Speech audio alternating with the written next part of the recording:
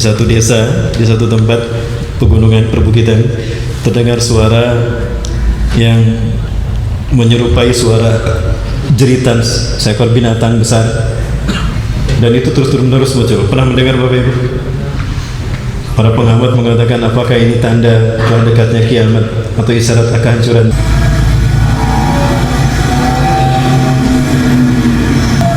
Orang-orang pada berdatangan dari berbagai macam penjuru. Di pintu gerbang kiamat akan muncul tahun-tahun penuh dengan tipu daya dan tipu muslihat.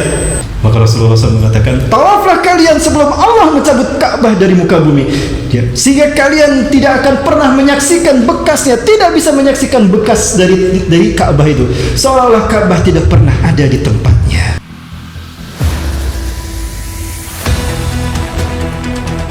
Alhamdulillahirabbil alamin, wa bihi nasta'inu ala umuri dunya waddin. Wassalatu wassalamu ala asyrafil anbiya'i wal mursalin wa ala alihi wa ashabihi ajmain wa man ittaba'ahum bi ihsanin ila yaumiddin. Ma sya'allahu kan wa ma lam yasha' lam yakun wa la haula wa la quwwata illa billahil aliyyil azim. Qala Allah ta'ala fi kitabihil karim wa bi qawlihi yahtadil muhtadin. A'udzu billahi samil alim minasyaitonir rajim min hamzihi wa nafthihi wa nafsihi.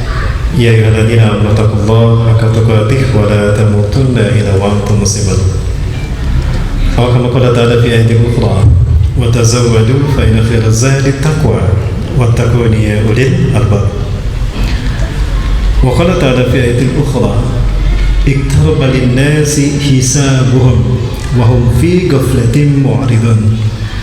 Ma ya'tihim min dzikrin min rabbihim muhdatsin illa istama'uhu wa hum yal'abun lahiyatan qulubuhum. Al-ayah.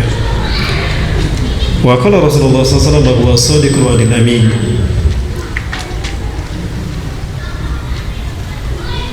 Badiru bil a'mali shalihat fasatakunu al-fitan ka qita'il layl al-muslim. Yusbihu rajulun mu'minan wa yumsi kafiran wa yumsi mu'minan wa yusbihu kafiran. Yabi'u dinahu bi'ardi minad dunya. Al-mutamassiku yawma idzin bid-dini kal-qabidi 'alal jamri. Aw kama qala Rasulullah sallallahu alaihi wasallam fi hadits ukhra, bu'ithu ana wasaka hatain. Al-hadits aw kama qala sadaqallahu al-azim wa sadaqa rasulul karim wa ala dzalika minasy syahidin. Puji-puji dan syukur kita aturkan kehadirat Allah Azza wa Jalla. Berkat kudrah dan iradahnya Allah takdirkan kita bisa bertemu dalam kajian offline di Masjid Jami'atuz Zahidin di depan Pasar Sahil. Ini merupakan karunia dari Allah Azza wa Jalla bagi kami pribadi, saya dan juga rekan-rekan dari Pemuda Akhir Zaman dan Satu Pro, dan juga dari DRT serta dari Forum Pemuda Remaja Masjid Raya Pekanbaru, dan juga komunitas yang lain yang tidak bisa saya sebutkan satu persatu. Maka itu saya mewakili teman-teman yang hadir mengucapkan jazakumullahu khairan kepada Dewan Kemakmuran Masjid, pengurus dari Masjid Jami'atuz Zahidin, atas kesempatan yang diberikan kepada kami.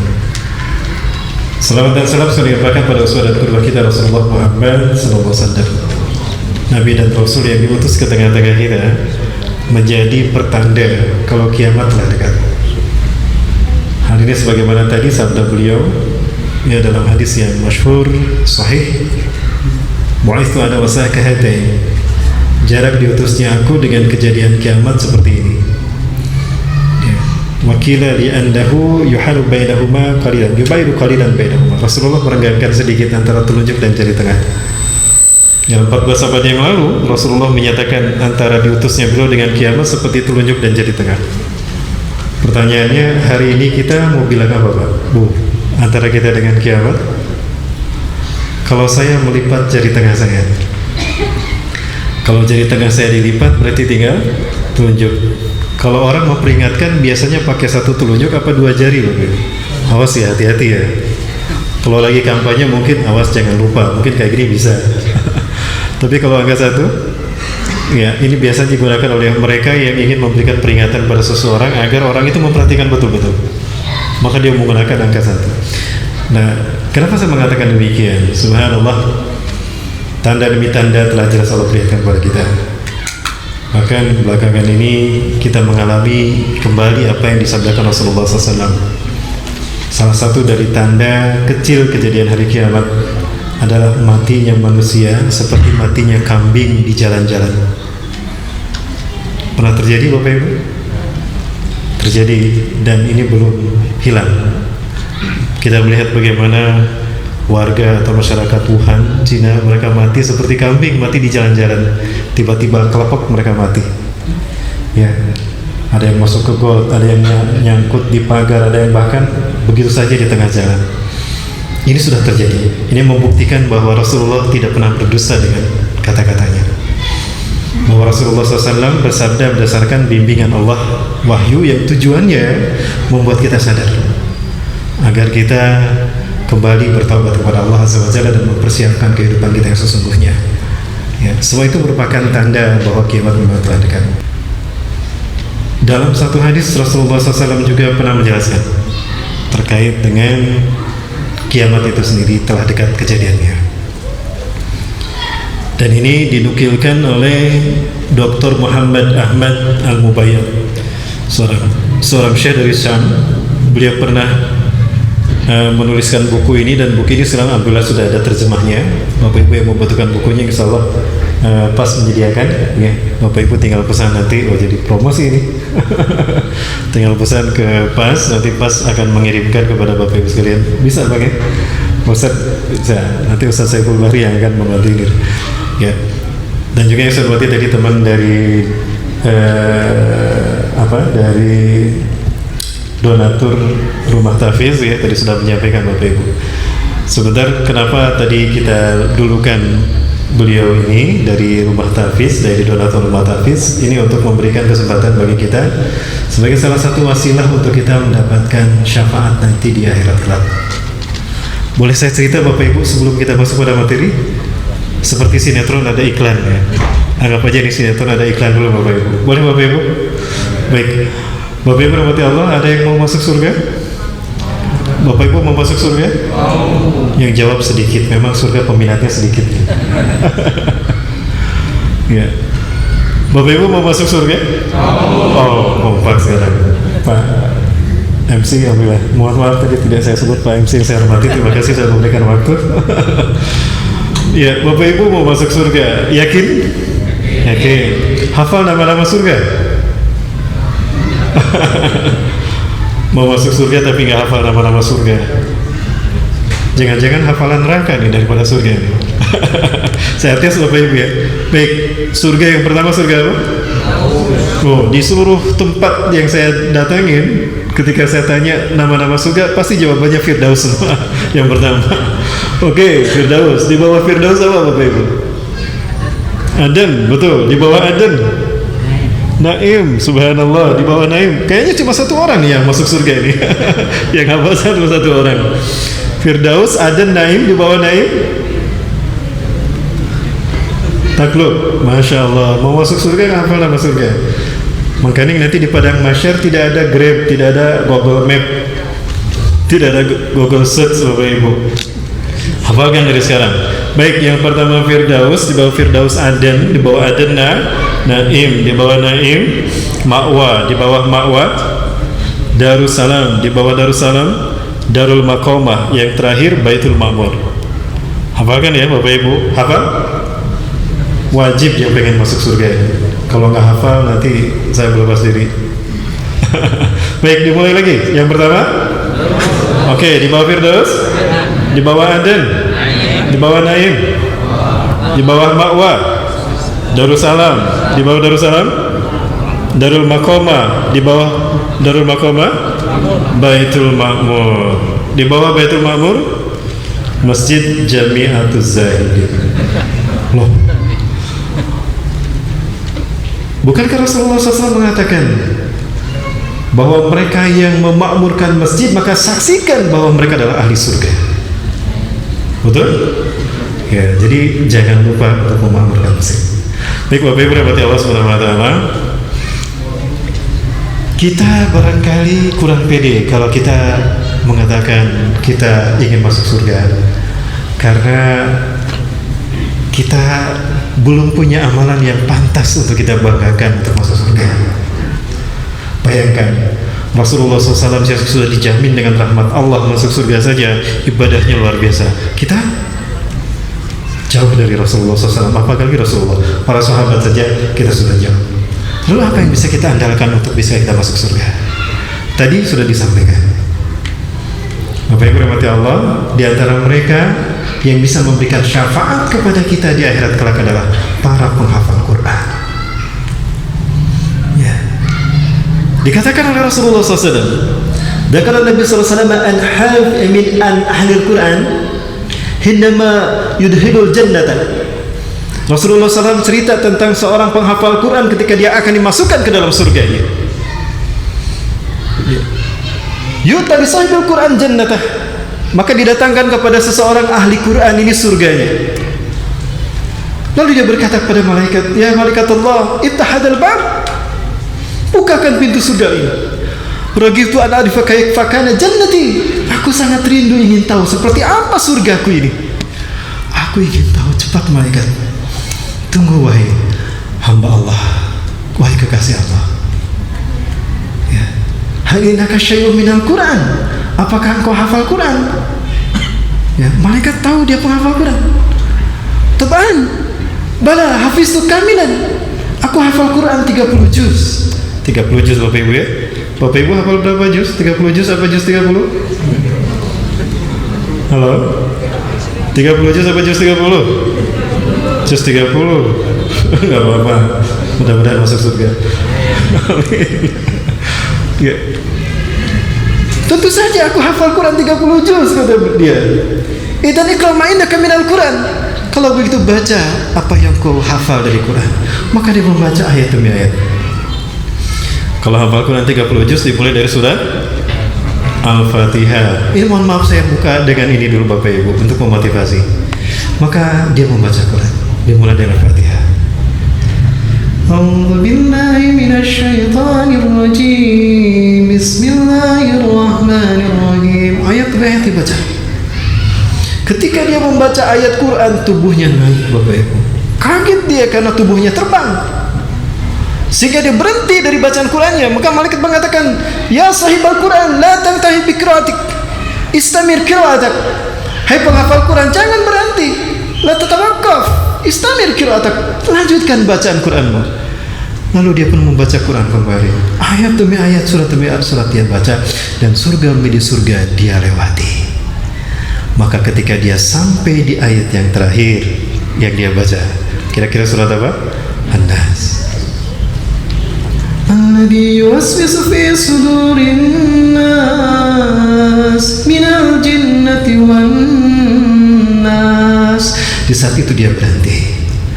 Maka kemudian malaikat berkata, hadihi hiya jannatuk ya sahibal Quran. Inilah surgamu wahai penghafal Quran.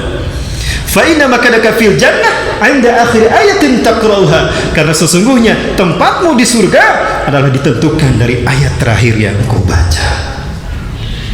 Subhanallah. Menangis dia kalau dia telah mendapatkan surga yang tertinggi. Lalu dia berkata kembali, kalau begitu bukakan pintunya. Aku ingin tahu seperti apa isinya. Sebentar, Allah akan bertanya kepada Anda. Maka Allah bertanya, aina abawah wa aina walidah, di mana kedua orang tua anak ini? Maka malaikat berkata, ya Allah, ya Tuhan kami, labbaika wa sa'daika rabbi, kullu khairin biyadik. Itu jawaban malaikat ketika ditanya oleh Allah. Sesungguhnya kedua orang tuanya sedang disiksa di neraka. Begitu dia mendengar malaikat mengatakan kedua orang tuanya disiksa di neraka, menjerit dia, ya Allah, apa artinya surga yang indah ini untukku? Hilang semua kenikmatan surga dan segala keindahannya. Di saat yang sama ketika aku tahu bahwa orang tuaku keduanya ada di dalam neraka. Apa artinya surga ini bagiku, ya Allah? Menangis dia. Maka apa yang terjadi? Maka Allah berfirman, karena engkau telah menjaga kalamku dalam dirimu, idhab wankizuma min narihima, pergilah engkau, selamatkan kedua orang tuamu dari nerakanya. maka dia pun pergi menyelamatkan kedua orang tuanya, dan kedua orang tuanya masuk surga ke dalam surganya sendiri. Allahu Akbar. Tidak akan berguna anak yang kita banggakan karena gelarnya, jabatannya, kekayaannya, gelar akademiknya. Tidak. Yang Allah banggakan nanti, yang pantas kita banggakan adalah ketika anak kita hafal Quran. Sekali lagi, Bapak Ibu mau masuk Quran? Mau masuk surga? Pede? Yakin?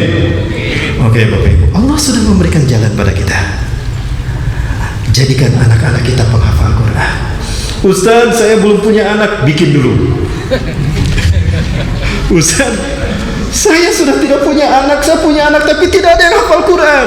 Baik, biayai mereka para penghafal Quran, karena dia akan menyebut nama kita ketika dia diperkenankan untuk memasukkan orang-orang yang dia cintai karena Allah, yang telah membuatnya hafal Quran. Satu persatu nama kita akan disebut. Makanya tadi sengaja kami sampaikan dulu ya, teman-teman dari donasi rumah tahfiz, silakan Bapak Ibu, ini bukan kata saya tapi kata-kata Rasulullah SAW. Silakan kaji kitab Riyadhus Shalihin, Kitabul Fadail, kitab keutamaan, bab fadlu qiraatil Quran, bab keutamaan membaca Al-Quran. Kalau tidak salah ada hadis di sana, dalam syarahnya dijelaskan ya.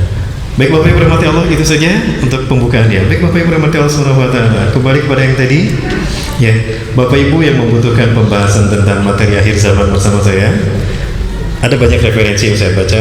Saya memiliki software dan juga terjemahan dari kitab Nihayatul Alam karya Dr. Muhammad bin Abdurrahman Al-Arifi. Ya, mudah-mudahan ini menjawab salah seorang ustadz yang mempertanyakan apakah saya mempunyai kitab ini atau tidak. Yang kedua, lebih dulu saya memiliki kitab An-Nihayah fil Fitan wal Malahim karya Al-Hafiz Imam Ibnu Katsir rahimahullah, yaitu kitab yang bicara tentang huru-hara dan fitnah akhir zaman. Kemudian juga ada yang ini cukup luar biasa komplit, dan ini cukup bagi kita untuk memahami dan mempersiapkan diri bagi mereka yang ingin memahami bagaimana kondisi akhir zaman dan mempersiapkan diri untuk kehidupan akhirat. Ensiklopedia Akhir Zaman. Buku ini sangat representatif, sangat akademis sekali, ilmiah sekali maksud saya. Dibahas oleh Dr. Muhammad Ahmad Al-Mubayyad dengan sangat rinci dari berbagai macam sudut pandang. Bapak Ibu yang membutuhkan ini, insya Allah kitab ini ada di Ustaz Saiful Bahri, menyediakan beliau bersama satu pro ya insya Allah, atau pemuda akhir zaman menyediakan ini bagi Bapak Ibu yang membutuhkan. Bisa Ustaz ya, dikirim ke masjid aja mungkin yang membutuhkan. Insya Allah bekerjasama dengan DKM Jamiatul Zahidin. Baik Bapak Ibu rahmati Allah Subhanahu wa taala. Pertama, bilakah kiamat terjadi? Betul, kiamat akan terjadi. Ya, Allah Azza wa Jalla menyatakan tentang hari kiamat ini di dalam beberapa ayat. Salah satunya surat Al-A'raf ayat 187. Allah Azza wa Jalla menyatakan, A'udzubillahi minasyaitonir rajim. Yas'alunaka 'anis sa'ah. Mereka bertanya kepada engkau Muhammad, kepada Muhammad, kapan kiamat terjadi? Bilakah kiamat terjadi? Ya. Ayyana mursaha, kapankah ia akan terjadi? Qul, katakan oleh Muhammad, inna ma'ilmuha inda rabbi. Sesungguhnya pengetahuan tentang kapan kiamat terjadi hanya ada di sisi Allah Azza wa Jalla. Jangankan kita, Rasulullah SAW saja tidak mengetahui kapan kiamat terjadi. Ketika malaikat Jibril datang kepada beliau dan bertanya tentang iman, Islam, ihsan, lalu Jibril bertanya kepada Rasulullah, mata taqumus sa'ah. Rasulullah tersenyum. Rasulullah SAW menjawab, mal mas'ulu bi'alami minas sa'il. Yang ditanya tidak lebih tahu dari yang bertanya. Kita sama-sama nggak tahu Mas Bro. Rasulullah begitu. Ya, kalau jawaban kita seperti itu barangkali. Ya, maka malaikat Jibril bertanya, akhbirni an asyratiha.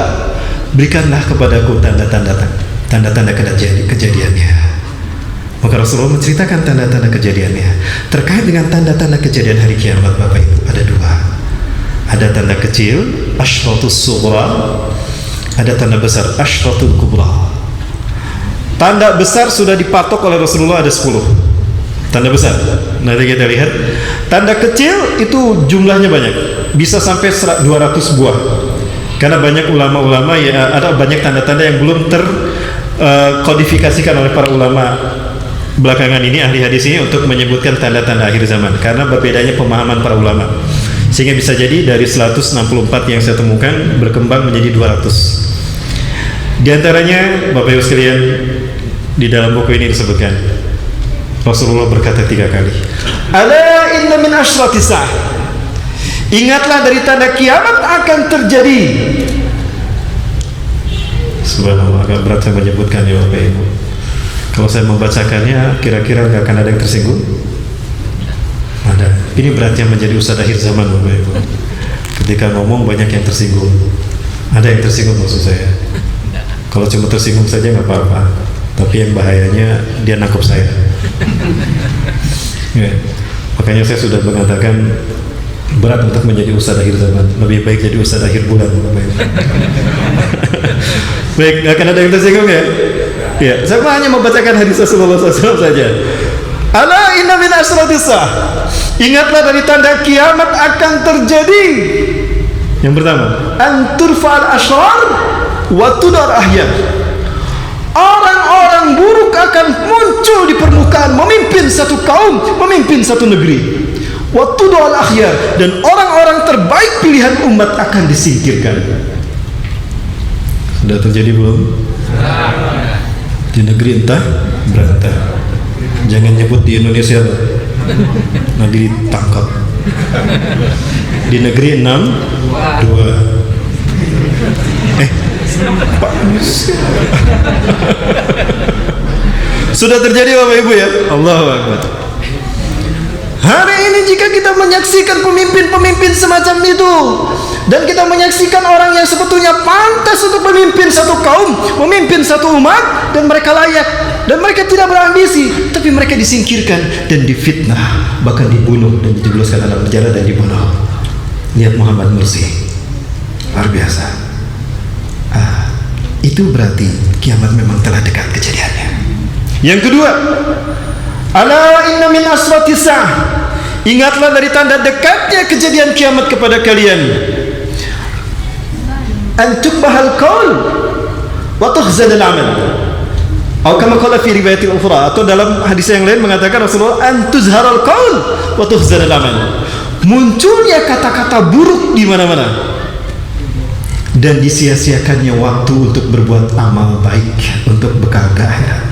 Lihat di medsos Pak, di Instagram, di YouTube, di Twitter, kata-kata yang paling banyak muncul, kata-kata yang baik apa kata-kata yang buruk?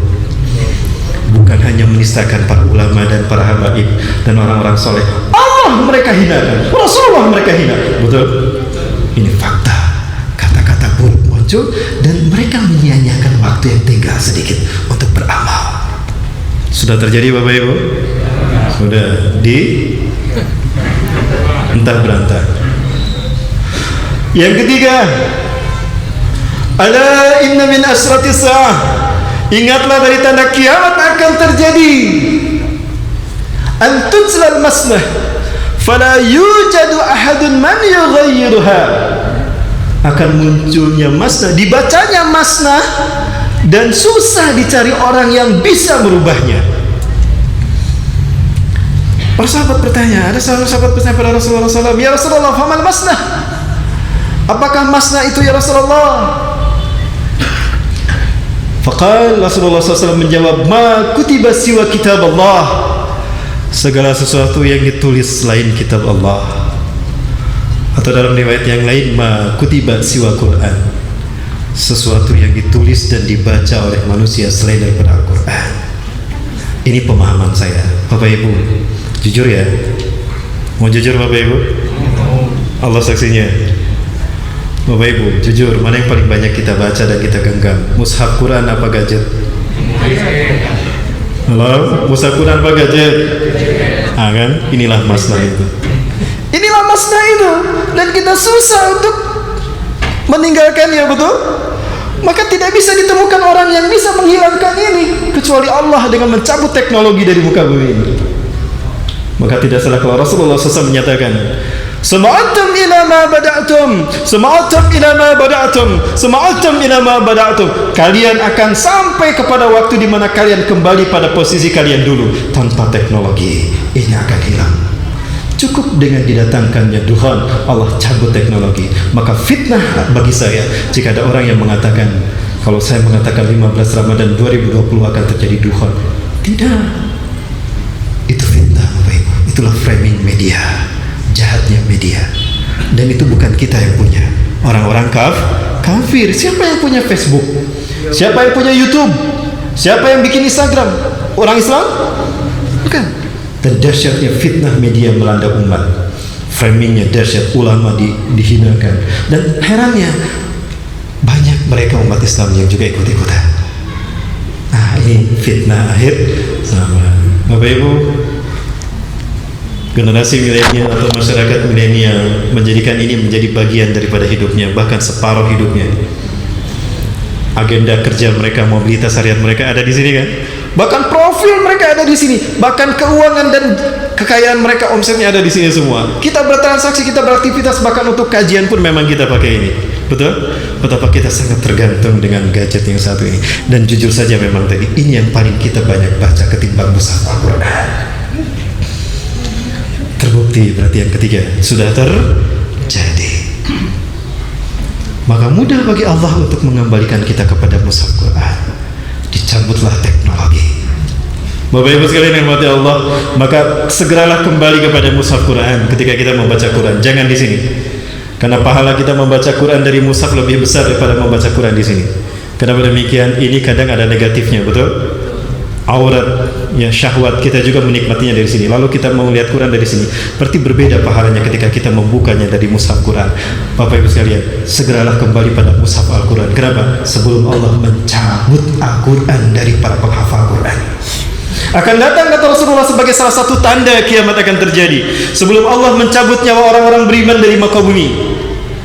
Qabla ayyaqbadullahu arwahul mu'minin min hadzal ard yarfa'ullahu kullal ayah min maqamiha.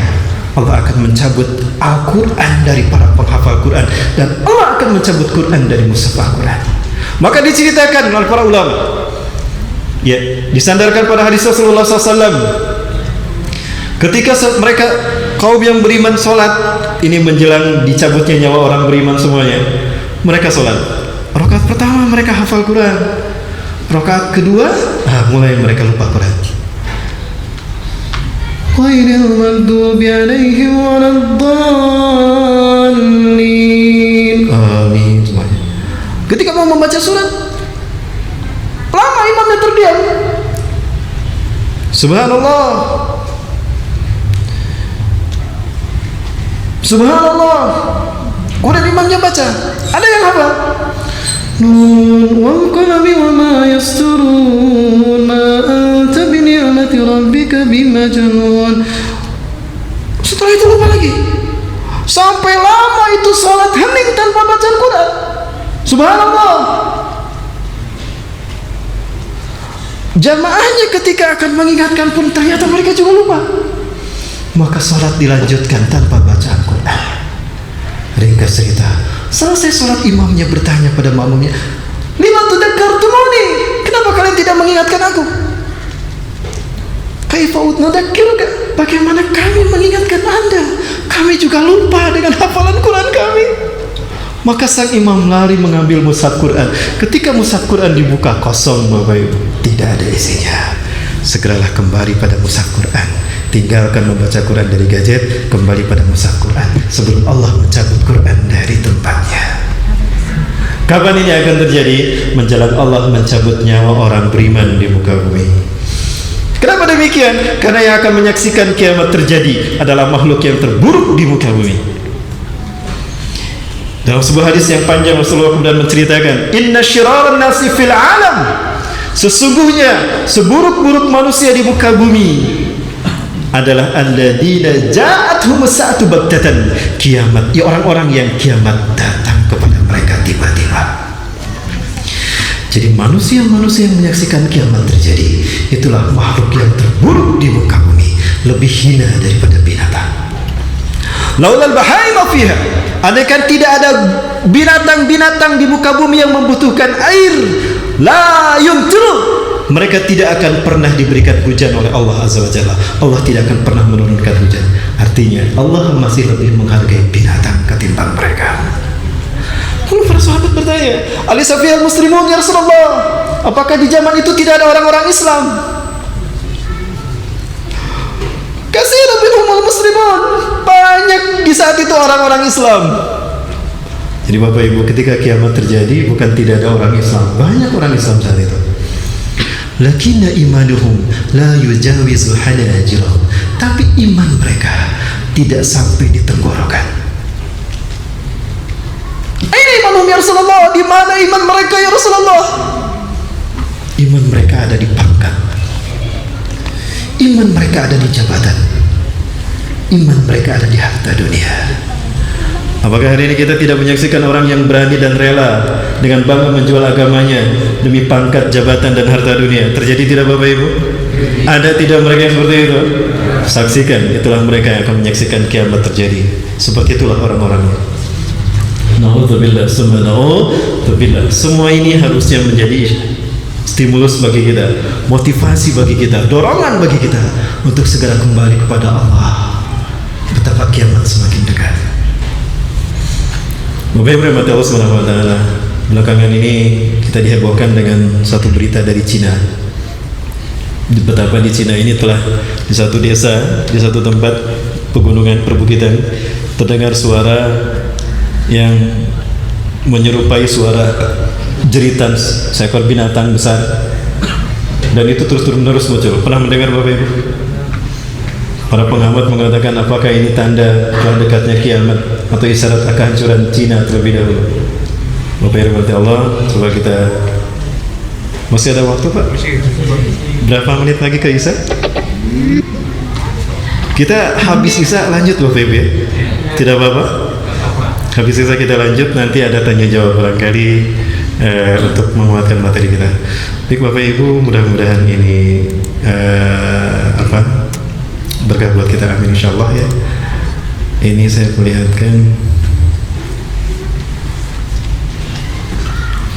mudah-mudahan ada, ini saya lupa, saya pernah menyimpannya di sini Bapak Ibu. Ini berita yang belakangan ini terjadi.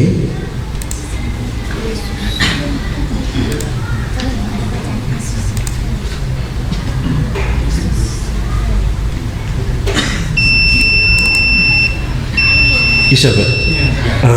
Baik Bapak Ibu, jangan kemana-mana setelah sholat Isya berjamaah. Nanti kan pembahasannya. Kita akan dengan hamdalah. Alhamdulillah. Saya sudah di jamaah karena saya musafir, saya tidak ikut sholat berjamaah. Tadi janji saya kita akan melihat satu fenomena yang belakangan sempat viral di media sosial tentang peristiwa yang cukup menghebohkan sebenarnya terjadi di Cina.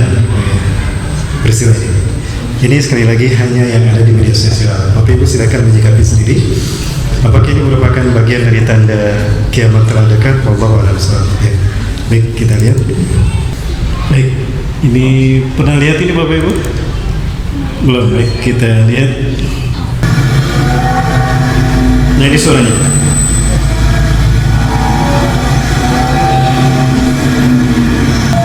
Orang-orang pada berdatangan dari berbagai macam penjuru wilayah ini ingin menyaksikan apa yang terdengar oleh mereka, dan ternyata betul-betul terjadi. Nah, itu suaranya yang terkesan.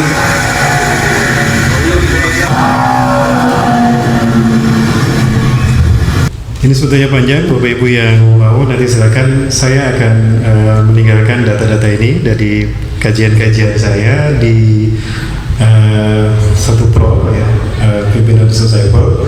Bapak Ibu yang membutuhkan bisa datang ke markasnya, barangkali sambil diruqyah, sambil berbekam, silakan sambil menikmati pengobatan sunnah ya. Nah Bapak Ibu, apa yang kita dengar tadi terkesan itu suara binatang besar yang meraung. Ini mengikuti kejadian beberapa tahun yang lalu atau beberapa bulan yang lalu terkait dengan suara yang muncul dari dalam laut. Nah sekarang muncul di negara ini. Dan negara ini berkali-kali dilanda bencana yang dahsyat luar biasa. Bahkan bencana yang diprediksikan di sini itu bencana yang sepertinya akan menghancurkan sebagian besar dari negara ini. Apa itu? Robohnya bendungan yang menjadi kebanggaan masyarakat mereka, yang menahan air yang begitu besar, yang apabila bendungan itu jebol, maka dipastikan negara ini akan mengalami kehancuran hidup. Ya, kita lihat bencananya seperti apa. Yang terdampak Dan ini bisa dikatakan ya sebagai kiamat bagi Cina itu. Baik, nah itu salah satu tayangan yang cukup viral. Jadi sebetulnya ada sesuatu yang disembunyikan di negara yang cukup viral belakangan ini. Orang-orang Allah Subhanahu wa Ta'ala, suatu saat Rasulullah SAW pernah menjelaskan tentang tanda bahwa kita berada di pintu gerbang kiamat. Di dalam kitab yang barusan dan juga di dalam kitab An-Nihayah fil Fitan wal Malahim pun terdapat dua hadis Rasulullah SAW yang kalimat awalnya sama. Rasulullah SAW bersabda, "Baina yaday sa'ah," di pintu gerbang kiamat. Kalau Rasulullah SAW menyebutkan di pintu gerbang kiamat, artinya kita dengan kiamat seperti apa? Ya, berhadapan-hadapan. Baina yaday sa'ah sinina khawadi'atan. Di pintu gerbang kiamat akan muncul tahun-tahun penuh dengan tipu daya dan tipu muslihat. Jika kita sudah merasakan tahun-tahun kita penuh dengan tipu daya dan tipu muslihat, jangan-jangan kita berada di depan gerbang kiamat. Cirinya 3 kata Rasulullah. Yukadzabu fiha shadiq, orang yang jujur didustakan, orang yang benar dibohongi. Sudah terjadi belum? Ya, di luar negeri, di entah-entah. Yang kedua, ketika yang benar dibohongi, yang jujur didustakan, maka sebaliknya, wa yusaddaqu fihal kadzib. Yang kedua, para pendusta, para pembohong dibenarkan. Dan yang ketiga, karena ini sistem, ketika yang satu terjadi, yang lain pun terjadi. Wa yu'tamanu fihal kha'in. Para pengkhianat satu kaum, para pengkhianat satu negeri, mereka muncul menjadi pemimpin kaum tadi. Agak berat untuk saya bertanya, tapi Bapak Ibu sudah tahu jawabannya jika saya bertanya. Sudah terjadi belum yang terakhir? Ya, alhamdulillah sudah berani menjawab ya. Baik, Bapak Ibu rahmati Allah, itu di pintu gerbang. Nah, dalam hadis yang lain Rasulullah SAW juga bersabda, baina yaday sa'ah, di pintu gerbang kiamat. Kalau tadi tahun demi tahun, sekarang diperkecil menjadi hari demi hari. La ayyamun, akan muncul hari demi hari. Isinya sama ada 3. Yurfa'u fiha al-ilmu, ilmu diangkat dari muka bumi. Artinya ilmu kehilangan fungsinya. Setahu saya yang bodoh ini, ilmu berfungsi membuat orang tidak paham menjadi paham, membuat orang yang tidak ngerti menjadi ngerti, yang tidak bisa menjadi bisa, yang tidak tahu menjadi tahu, yang jahat menjadi baik, ya, yang susah menjadi senang, yang sengsara menderita menjadi bahagia, yang miskin bisa menjadi kaya. Itu fungsi ilmu. Yang salah menjadi benar. Tapi hari ini kemaksiatan, kezaliman dilakukan orang yang memiliki sederet gelar akademik, betul? Lihat di televisi, kita selalu disajikan, di media massa kita selalu dijadikan kriminalitas yang dilakukan bahkan oleh orang yang bergelar profesor, doktor dan sebagainya, betul? Bahkan yang benar itu pun mereka yang menista agama, namanya pun nama agama. Masya Allah. Ini yang pertama, ilmu kehilangan fungsi. Yang kedua, wayang zilu fi'al jahlu, ketika ilmu hilang, maka yang turun kebodohan di mana-mana. Artinya orang berbuat tanpa ilmu, orang berbuat tanpa memandang baik dan tidak. Orang berbuat sesuai dengan kehendak nafsunya. Dan Allah Subhanahu wa Ta'ala mencabut itu semua. Ketika itu terjadi, itu akan terjadi ketika ulama-ulama dihinakan, ketika ulama-ulama kemudian diwafatkan. Ada yang wafat karena sakit, ada yang dibunuh. Nah, kemarin kita sudah mulai menyaksikan kembali bagaimana ulama-ulama dan imam-imam masjid ini mulai diserang, Bapak Ibu. Betul?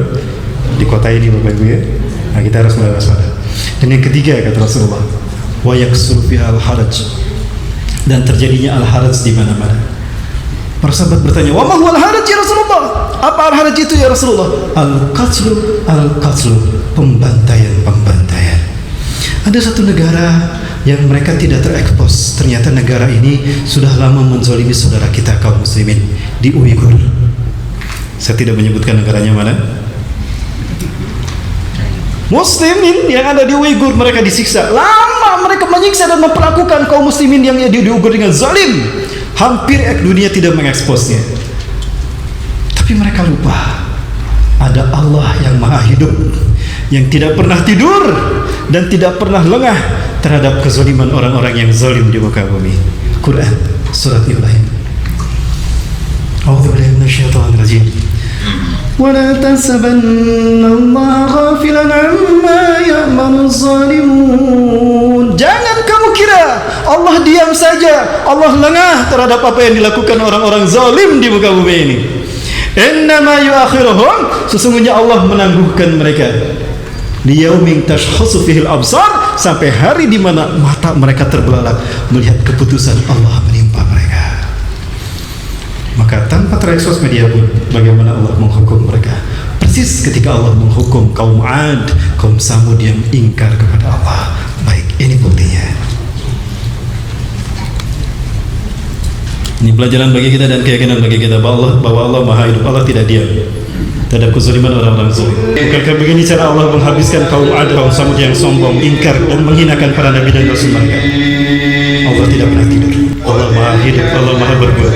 Semua alam tunduk, angin air tunduk kepada Allah. Mereka kira mereka bisa menghindari Allah Azza wa Jalla. Tidak. Ya, siapa yang akan menyelamatkan mereka setelah Allah tidak menyelamatkan mereka? Siapa yang bisa melindungi mereka? Seperti orang ini, dia berharap berlindung di balik mobil akan menyelamatkan dari angin besar. Ternyata dia mati oleh mobil ini. Kita lihat Bapak Ibu.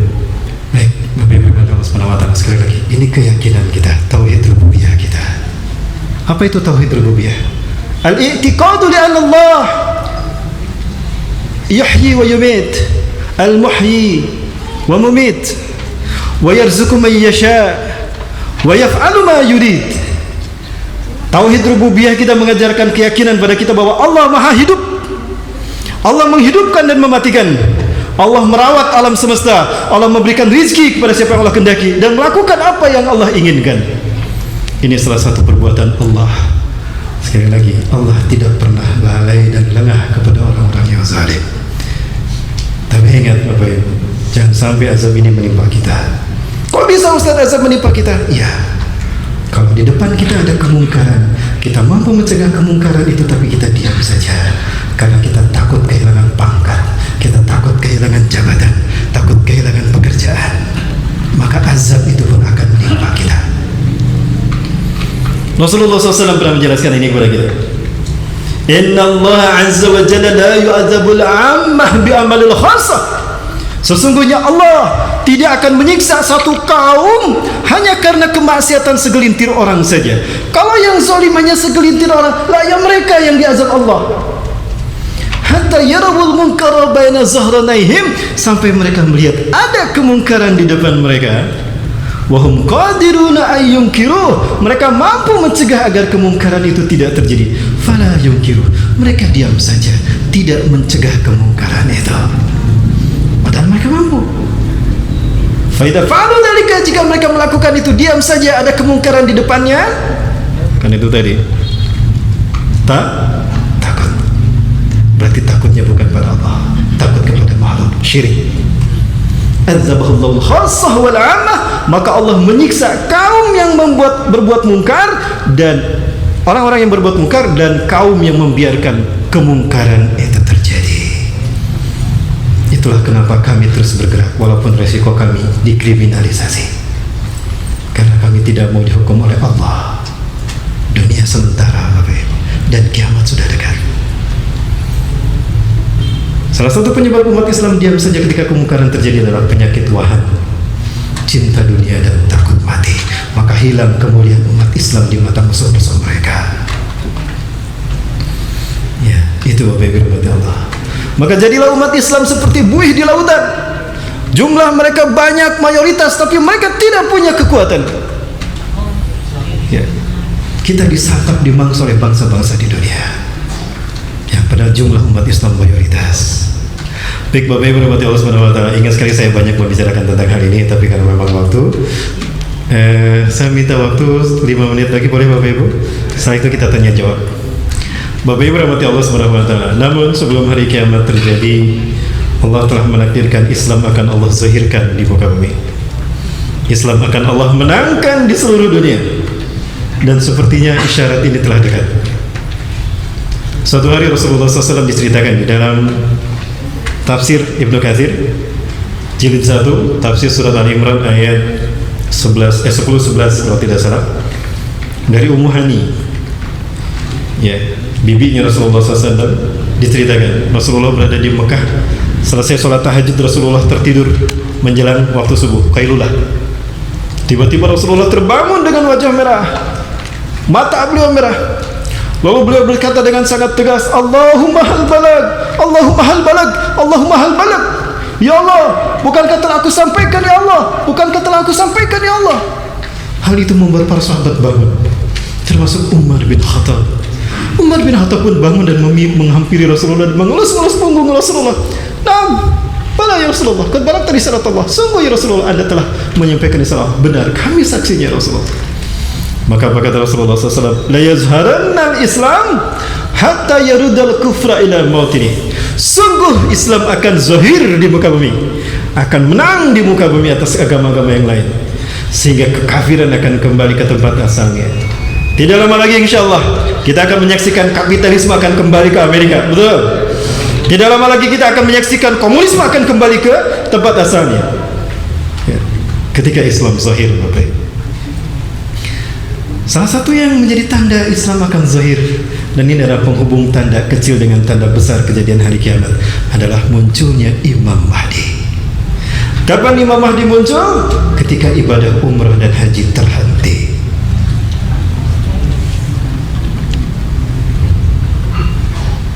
Allahu Akbar. Padahal Imam Mahdi muncul di akhir zaman, dan di akhir zaman umat Islam kabut sayur kata Rasulullah, mayoritas di muka bumi, tapi mereka terhalang untuk melaksanakan ibadah haji. Kenapa saya menyatakan demikian? Sekali lagi, ini pemahaman. Berbeda pendapat silakan, dan saya tidak akan menjelek-jelekan mereka yang berbeda pendapat dengan saya. Rasulullah SAW mengatakan, beliau dibaiat ketika momentum ibadah haji, di saat kematian seorang raja, lalu diikuti oleh 3 putra mahkotanya berebut kekuasaan. Bagaimana kondisi Raja Salman sekarang? Masya Allah. Dan sudah mulai ada perebutan tahta 3 putra mahkotanya. Subhanallah. Apakah antara MBS, Muhammad bin Nayef, Khalid bin Farhan, 3 orang ini berebut kekuasaan? Allahu a'lam. Yang jelas, yaktatilu salah satu inda kanzikum, kata Rasulullah, akan berperang 3 orang laki-laki di sisi Ka'bah kalian. Kanzikum yang dimaksud adalah Ka'bah. Silakan buka dalam syarah hadis ini, dalam kitab-kitab yang tadi saya sebutkan. Ya. Kulum ibnu khalifatin, 3-3-nya putra mahkota. Thumma la yasiru ila wahidin minhum, tapi kekuasaan tidak sempat mereka dapatkan, karena kekuasaan itu Allah berikan kepada Imam Mahdi. Dan dalam hadis yang lain Rasulullah SAW menyebutkan, wa adadul ladina yubayyi'una ka'adadi ahli badarin, dan jumlah orang-orang yang membaiatnya seperti jumlah pasukan Badarku, sedikit sekali, antara 313 sampai 315 orang, dan itu di momentum ibadah haji. Bapak Ibu, apa kira-kira yang menyebabkan ibadah haji sepi sehingga hanya sedikit orang yang melaksanakannya? Munculnya pandemi wabah yang melanda umat manusia, termasuk umat Islam, hingga akhirnya apa?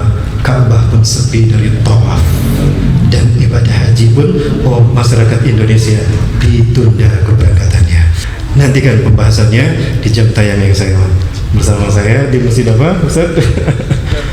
Masjid Ba'da Zuhur ya, Ustaz ya?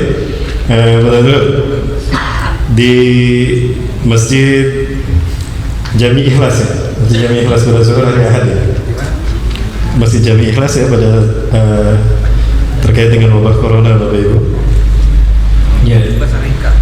Ya. Masjid Ikhlas Arika, Jalan Asia Afrika ya. Masjid Ikhlas Arika. Arika. Ya, salah.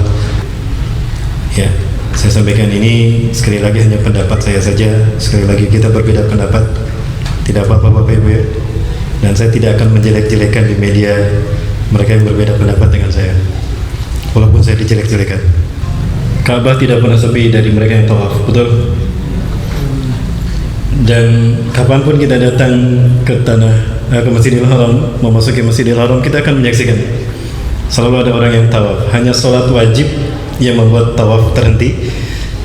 Setelah sholat wajib, maka kemudian tanpa wirid, begitu salam selesai, lalu dilaksanakan kembali sholat tawaf. Pertanyaannya, jika tawaf terhenti seperti ini, tidak ada lagi yang tawaf, bahkan ibadah haji pun dihentikan, maka apa yang terjadi?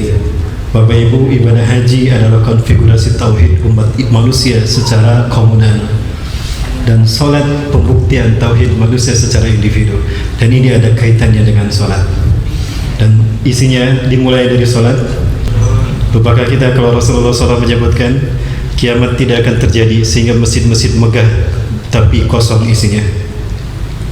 Kiamat tidak akan terjadi sehingga Allah mencabut Ka'bah dari muka bumi.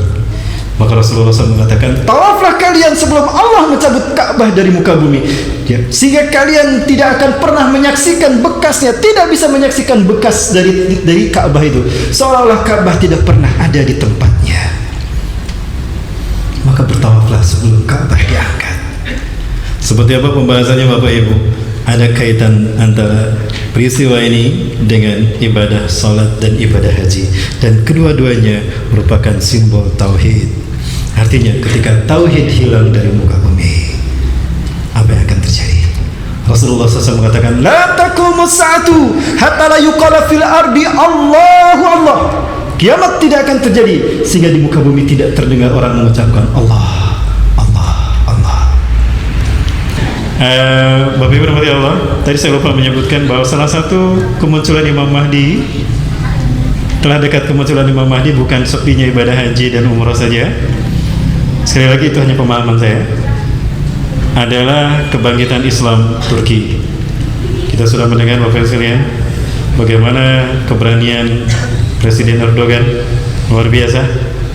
Beliau mengembalikan fungsi Hagia Sophia sebagaimana amanah dari Muhammad Al-Fatih ketika beliau membebaskan Al-Aqsa, membebaskan Konstantinopel pada tanggal 29 Jumadil Ula 857 Hijriah atau bertepatan dengan 25 Mei 1453 Masehi. Pengadilan tinggi di Turki menganggap upaya mereka yang menjadikan Hagia Sophia sebagai gereja atau museum itu ilegal. Maka dikembalikan kepada yang terkuat, yaitu amanah yang tertulis, dan Erdogan berhasil menunjukkannya bahwa ada amanah tertulis dari Muhammad Al-Fatih sebagai pembebas Konstantinopel itu berfungsi sebagai masjid. Bapak Ibu rahmati Allah, apa reaksi dunia, terutama Vatikan? Paus merasa bersedih ketika Hagia Sophia menjadi masjid. Kenapa beliau tidak bersedih ketika di setiap penjuru Amerika dan Eropa gereja-gereja sepi, gereja-gereja beralih fungsi menjadi masjid, orang berbondong-bondong berubah gereja menjadi masjid dan mereka sholat di sana. Bahkan di London mereka ngantri Bapak Ibu untuk masuk ke masjid, seperti di Indonesia ngantri masuk ke mall. Mereka diam saja. Tapi kenapa ketika Hagia Sophia dirubah menjadi masjid mereka mengutuk Erdogan? Karena Hagia Sophia simbol kemenangan peradaban. Ketika Hagia Sophia kembali menjadi masjid, itu simbol kemenangan umat Islam atas peradaban dunia. Allahu Akbar. Itulah kenapa mereka marah.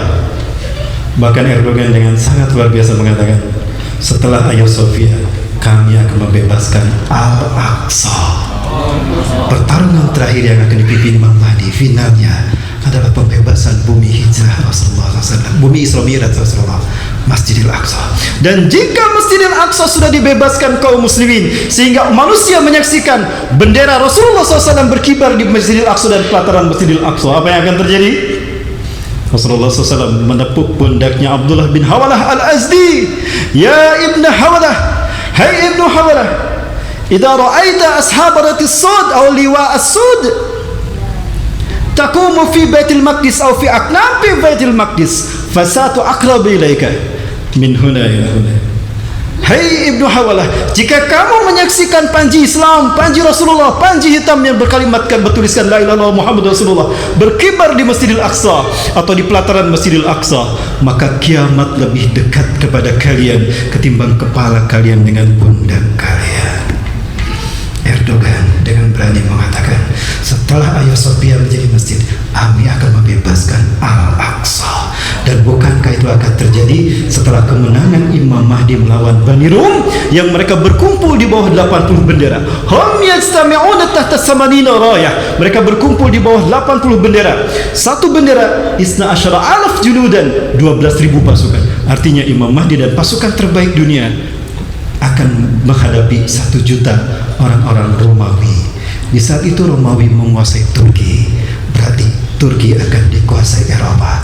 Apakah ini sebabnya membuat Eropa di bawah komando Vatikan Amerika marah kepada Erdogan sehingga Erdogan diperangi? Wallahu a'lam bishawab. Saya tidak mau melanjutkan, nanti disebut cocok lagi. Bapak Ibu rahmati Allah Subhanahu wa taala, seharusnya peristiwa demi peristiwa itu membukakan mata hati kita untuk kembali dekat kepada Allah, bertaubat kepada Allah. Kita makmurkan kembali masjid adalah momentum yang sangat tepat untuk membuktikan bahwa masjid menjadi solusi kita untuk memperbaiki bahwa umur umat Islam itu tidak lebih dari 1.500 tahun. Dan mungkin saya nonton video besar juga begitu. Mohon penjelasannya lebih, Ustaz. Pertama kali Bapak mendengar ini dari siapa? Saya pernah menonton video, Ustaz. Bukan video saya, bukan ya. Baik kalau gitu ya. Baik, Bapak tadi bertanya tentang penjelasan bahwa umur umat Islam itu 1.500 tahun. Tidak lebih dari itu. Dari mana penjelasan itu barangkali Pak ya? Baik, ini saya sampaikan hadis Rasulullah SAW terkait dengan umur umat Islam, umur akhir zaman. Ini ada di dalam Sahih Bukhari, Bapak Ibu. Tapi saya perlihatkan dulu yang satu ini, Bapak Ibu. Itu Bapak Ibu saya ambilkan dari beberapa kitab. Salah satu kitab yang paling banyak saya ambil datanya adalah kitab Atlas Tarikhil Anbiya wal Mursalin karya Syekh Salim bin Abdillah Al-Maghluth, atau terjemahannya Atlas Sejarah Para Nabi dan Rasul. Ini sudah ada terjemahnya Indonesia dan ini hardcover, bagus Bapak Ibu. Nah, Nabi Adam AS itu usianya 1000 tahun dan beliau diturunkan perkiraan Bapak Ibu di tahun 5872 sebelum Masehi. Sekali lagi ini perkiraan. Ya, karena tidak bisa ada yang mengatakan tepat, karena memang sekali lagi kita berdasarkan periwayatan yang banyak dan arti lama juga, dan sehingga validitas memang banyak yang mempertanyakan. Artinya dari Nabi Adam ke kita belum lebih dari 8.000 tahun, belum sampai angka 8.000 tahun. Berarti peradaban manusia ini tidak lebih dari 8.000 tahun. Maka saya mempertanyakan teori tentang Pithecanthropus erectus, Homo sapiens mojokertensis dan sebagainya. Baik, yang kedua, Nabi Nuh alaihissalam usianya 950 tahun. Sebetulnya usia yang Allah sebutkan 1000 kurang 50, tidak 950. Ketika Allah Azza wa Jalla mengatakan 1000 kurang 50, bukan berarti 950. Artinya ada makna lain, Bapak Ibu. Ya, 1000 kurang 50, dan perkiraan beliau diutus kurang lebih di tahun 4250 sebelum Masehi. Kemudian Nabi Ibrahim usianya 175 tahun kurang lebih, dan beliau diutus kurang lebih di tahun 1900 sebelum Masehi. Ya, lalu saya kasih garis. Kenapa? Karena yang di bawahnya itu bukan usia nabinya, tapi usia umatnya. Usia umat Nabi Musa itu 900 tahun. Bapak Ibu, usia satu kaum itu dalam penjelasan kesepakatan para ulama ahli tarikh, ijtima'ul mu'arikhin, kesepakatan para ahli tarikh bahwa umur satu kaum dimulai dari nabi mereka diutus sampai muncul nabi berikutnya setelah nabi mereka. Dan yang kedua, ada yang berpendapat diutus umur satu kaum ditentukan berdasarkan keberlakuan kitab yang dibawa oleh mereka, oleh nabi mereka. Sehingga umur Yahudi ditetapkan berdasarkan keberlakuan Taurat, umur Nasrani ditetapkan berdasarkan keberlakuan Injil. Maka didapatkanlah angka seperti ini. Umur Yahudi 900 tahun kurang lebih, dan umur Nasrani 500 tahun. Adapun umat Islam ada angka 1500 tahun kurang lebih. Dari mana angka itu? Ternyata ketika saya teliti, saya kaji, para ulama di antara mereka mengambil hadis dari Abu Hurairah radhiyallahu anhu, riwayat Imam Bukhari. Ini saya temukan hadisnya memang ada di dalam Sahih Bukhari, Bapak Ibu. Ya, dari Abu Hurairah radhiyallahu anhu, bab umrul ummah. Rasulullah SAW bersabda, "Inna baqa'ukum minal umami kamasalit Tauratil lati anzala ila ahliha." Perumpamaan kalian berada di muka bumi seperti dibandingkan dengan kaum-kaum terdahulu, seperti Taurat yang Allah turunkan pada orang Yahudi. Amarahum ayyamalu biha min tulu'il fajri ila ghurubisy syamsi. Allah perintahkan orang Yahudi mengamalkan Taurat dari subuh sampai maghrib.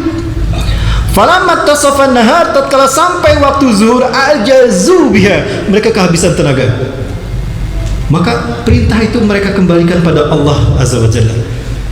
Lalu Allah Azza wa Jalla menurunkan perintah, melanjutkan perintah itu kepada orang Nasrani dalam bentuk Injil. Allah perintahkan mereka mengamalkan dari zuhur sampai maghrib, tapi mereka hanya bisa sampai asar, berarti setengah seperti orang Yahudi. Lalu Allah teruskan perintah itu kepada orang Islam dalam bentuk Al-Quran, dan orang-orang Islam sempurna mengamalkannya sampai maghrib. Maka kepada orang Islam Allah berikan 2 qiraat, kepada ahli kitab Yahudi dan Nasrani Allah berikan masing-masing 1 qiraat. Protes Yahudi dan Nasrani, ya Allah, limada ajruna nisfa min ajrihim, ya Allah, kenapa pahala kami setengah dari pahala mereka? Afala nahnu aksara umuran wa amalan, bukankah kami paling banyak umur dan paling panjang umur dan paling banyak amalnya? Allah bertanya pada mereka, azzalamtukum? Hal uzallimukum? Apakah aku menzalimi kalian? Ahunaka adilun minni, apakah ada yang lebih adil daripada aku, kata Allah. Bapak Ibu rahmati Allah, hadis inilah yang kemudian ditafsirkan oleh para ulama ahli tarikh seperti itu, Pak.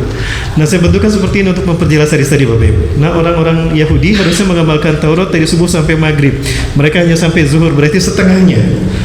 Maka Allah berikan 1 qiraat. Andaikan mereka sampai maghrib sempurna, Allah berikan 2 qiraat. Begitu pula orang Nasrani harusnya mengamalkan dari zuhur sampai maghrib. Ternyata mereka hanya sampai asar. Allah beri juga 1 qiraat. Andaikan mereka mengamalkan sampai maghrib, maka mereka mendapatkan 2 qiraat. Nah, umat Islam karena umurnya hanya dari asar sampai maghrib, tapi mereka tuntas mengamalkannya, Allah beri mereka 2 qiraat. 2 adalah 1 ditambah 1. Betul, Bapak Ibu? Matematika kita sama? 1 ditambah 1 berapa? 2. Karena ada matematika versi itu 1 ditambah 1 11, Bapak Ibu. Kemarin rame ya. Versi siapa? Ya, versi seseorang yang akan buka-bukaan. Karena udah, jangan dilanjut. Nah, semua ini kemudian difahami bahwa seolah-olah umur umat Islam itu adalah umur Yahudi ditambah umur Nasrani. Umur Yahudi tadi berapa? 900 tahun. Nasrani 500 tahun. Jumlahkan 1400 tahun. Lalu 100 lagi. Ada masa fatrah antara Nabi Isa diangkat sampai Rasulullah diutus.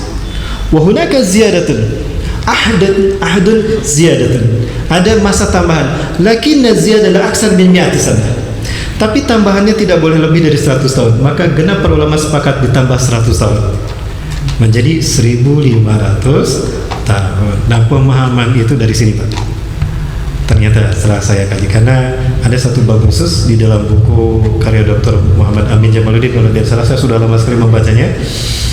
Boleh membahas itu, umur umat Islam di muka bumi. Ada judulnya khusus, umur umat Islam di muka bumi. Nah, beliau membahas hadis-hadis seperti ini. Wallahu a'lam bishawab. Hanya Allah yang Maha Tahu. Dari situ, Pak, penjelasannya, dan hadisnya sudah saya perlihatkan kepada Bapak Ibu terjemahnya. Ya, baik Bapak Ibu rahmati Allah. Waktu kita memang tidak cukup ya. Suatu saat nanti kita bahas lagi. Ya. Nah, kiamat hanya akan terjadi ketika orang beriman sudah tidak ada, Bapak Ibu. Ini 2 hadis yang saya gabungkan, hadis dari Hudzaifah ibn Yaman dan hadis dari Abu Hurairah kalau tidak salah. Saya gabungkan. Nah, fase yang kelima adalah fase di mana Islam tegak di seluruh dunia. Umat Islam aman seluruh dunia. Dajjal sudah tidak ada di fase yang kelima. Karena Dajjal dibunuh di awal menjelang masuk fase yang kelima oleh Nabi Isa. Berarti di fase yang kelima Nabi Isa hidup. Sudah turun lagi maksudnya. Nabi Isa turun lagi ke muka bumi. Di fase yang kelima iblis dan syaitan pasukannya, hizbus syaitan tidak lagi bisa menyesatkan orang-orang beriman karena sudah Allah kunci keimanan mereka. Ini berdasarkan hadis-hadis Rasulullah SAW. Kemudian juga di fase yang kelima umat Islam menang atas seluruh dunia, Islam tegak seluruh dunia, dan umat Islam kaya raya. Jadi kalau Bapak Ibu sekarang masih miskin, prihatin, jangan khawatir, di fase yang kelima kita kaya raya. Nah, di fase yang keenam orang beriman sudah tidak ada. Karena Allah mencabut semua orang beriman nyawanya dengan sebuah angin yang bernama Iliyin. Dari mana angin ini berhembus? Nantikan pembahasannya di episode yang akan datang. Itu barangkali Pak, nanti kita bahas kembali. Ya.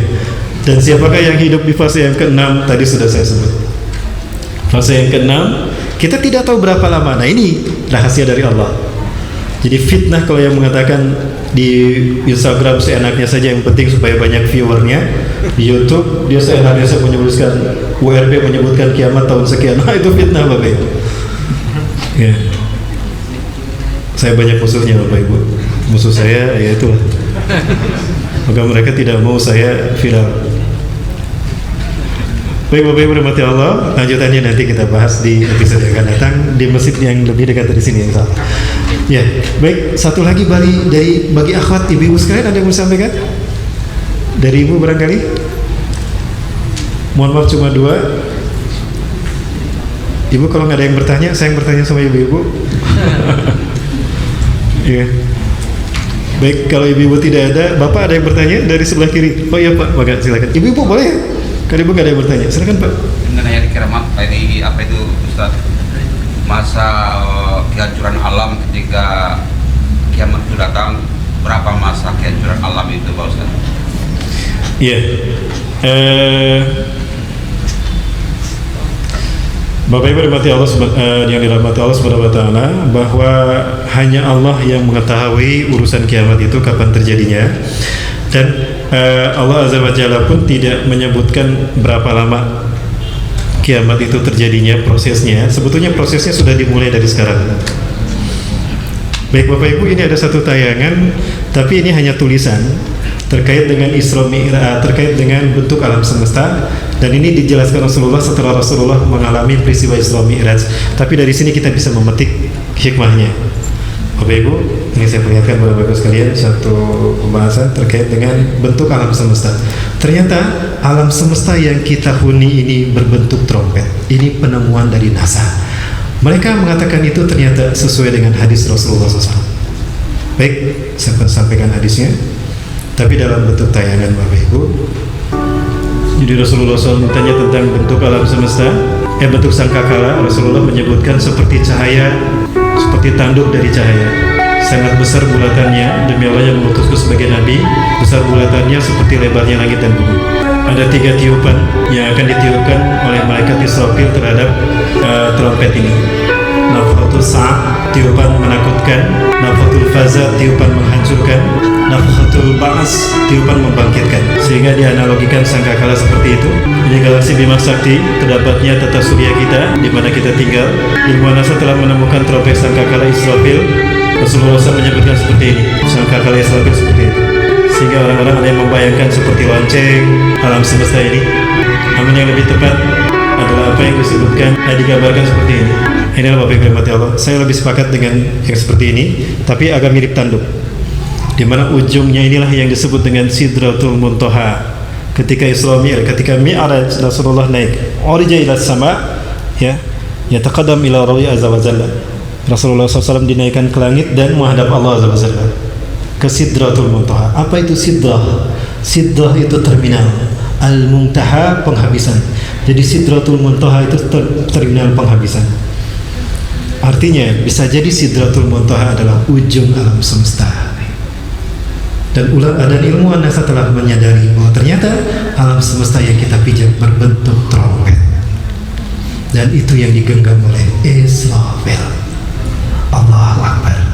Betapa besarnya Israfil menunjukkan betapa maha besarnya Allah Azza wa Jalla. Kesinilah Rasulullah dimi'rajkan. Dari situ Rasulullah menghadap Allah lebih dekat dan mendapatkan kewajiban salat. Tahukah Anda bahwa tata alam semesta yang kita pijak berbentuk trompet? Nah, digambarkan seolah-olah seperti ini alam semesta. Berarti betapa besarnya Israfil. Nah, ini prosesnya kiamat terjadi. Di dalam hadis ini tidak disebutkan berapa lama kiamat itu terjadinya. Allah melipat langit dan bumi bagaikan melipat kitab seperti itu. Dan itu 3 kali dilipat-lipat sehingga hancurnya alam semesta. Maka hancur semua, yang tersisa hanya Allah Azza wa Jalla.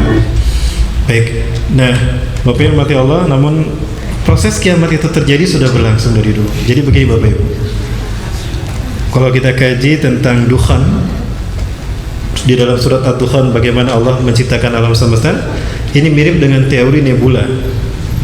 Jadi awalnya alam semesta berasal dari air kan, air ini menguap, lalu menjadi uapnya itu berputar sehingga tadi terbentuk galaksi.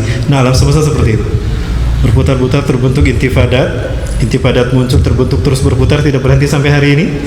Lalu di tengah-tengahnya ada magma yang mencair dan panas, karena magmanya makin lama makin banyak dan besarnya pun makin intinya makin lama makin panas. Karena panasnya tinggi maka tidak kuat lapisan ini, maka retak. Ketika retak itu sudah mulai besar maka meledak. Itu teori Big Bang. Ledakannya ini ternyata menurut teori ini, kalau memang bentuk alam semesta seperti itu berarti tidak kemana-mana, tapi meledaknya begini Bapak Ibu. Nah, seperti trompet. Nah, begitu. Ya, seperti itu. Nah, maka ketika ini ditiup kembali, disedot, maka semuanya tabrakan kembali. Itulah proses kiamat. Nah, sebetulnya ketika ini sudah terlempar sampai berhenti, lalu balik lagi. Nah, itulah menuju kiamat. Dari satu pecah menjadi banyak, dari banyak menjadi satu lagi, bertubrukan semua. Nah, itu proses kiamat. Nah, Rasulullah tidak menyebutkan prosesnya berapa lama, tapi prosesnya seperti itu. Bisa jadi sebetulnya ini sedang menuju kiamat. Maka tidak salah jika Allah Azza wa Jalla mewahyukan tentang ayat-ayat kiamat ini sejak Nabi yang pertama, Nabi Adam alaihissalam. Karena manusia ada berada di ujung waktu, ujung dari waktu peradaban. Itu barangkali Pak yang bisa saya sampaikan, ya. Dan kapan kiamat terjadi hanya Allah yang Maha tahu, dan Rasulullah pun tidak tahu. Baik, saya tutup dengan penjelasan Rasulullah SAW. Kiamat yang Rasulullah tahu adalah satu, kiamat terjadi di hari Jumat. Sekarang hari apa? Sekarang Jumat ya Pak. Di waktu fajar, di waktu subuh. Ingat, bencana-bencana alam, musibah-musibah besar selalu terjadi di waktu subuh. Ya, kaji surat Al-Anfal ayat 30 ke sana. Kemudian kiamat tidak akan terjadi sehingga azan tidak terdengar di muka bumi. Kiamat tidak akan terjadi sehingga tidak ada lagi mushaf Quran di muka bumi. Kiamat tidak akan terjadi sehingga Ka'bah tidak ada lagi di Masjidil Haram. Kiamat tidak akan terjadi sehingga tidak ada orang beriman sedikit pun di muka, satu pun di muka bumi, walaupun imannya sebesar biji sawi. Lalu kemana mereka perginya? Nantikan di episode yang akan datang. Terima kasih Bapak Ibu, mohon maaf karena waktu kita sudah lebih dari jam yang sudah ditetapkan. Terima kasih sekali lagi, jazakumullah khairan pada DKM Masjid Jamiatul Zahirin. Terima kasih Bapak Ibu sudah sama-sama hadir. Semoga Allah membimbing kita untuk istiqomah sampai akhir hayat kita, dan Allah mewafatkan kita dalam keadaan husnul khatimah. Amin ya rabbal alamin. Hadanallahu wa yakum. Assalamualaikum warahmatullahi wabarakatuh.